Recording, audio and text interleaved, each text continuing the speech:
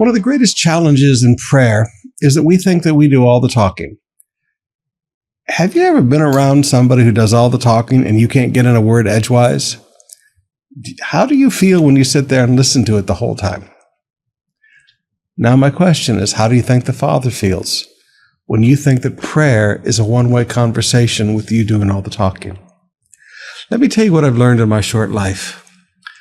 The greatest seasons of prayer I've ever had were when I responded to God's voice.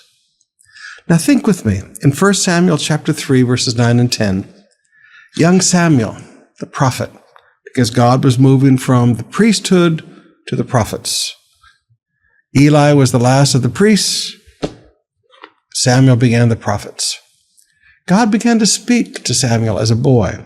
And the funny thing is, he slept in the holy place. He slept in the tabernacle.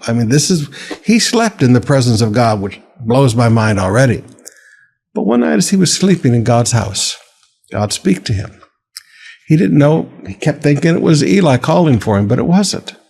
Finally, Eli figured it out and said, "This is how you answer, Samuel. When you hear God call your voice, say, 'Speak, for your servant is listening.'"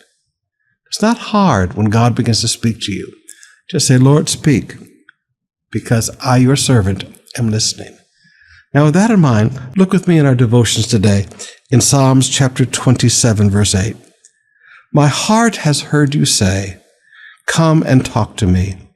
And my heart responds, 'Lord, I'm coming.'" Wow, I love how the New Living puts that. My heart has heard you say, "Come and talk with me." Not talk to me, talk with me. My heart responds, "Lord, I am coming." Beloved, when God begins to wake you up in the night and you hear that still small voice in your heart, don't roll over and go back to sleep. Get up and talk to him. When in the early hours of the morning, God's voice touches your heart, get up and talk with him. Sometimes it happens on an airplane and I go hide in the toilet for a little while and spend some time in prayer.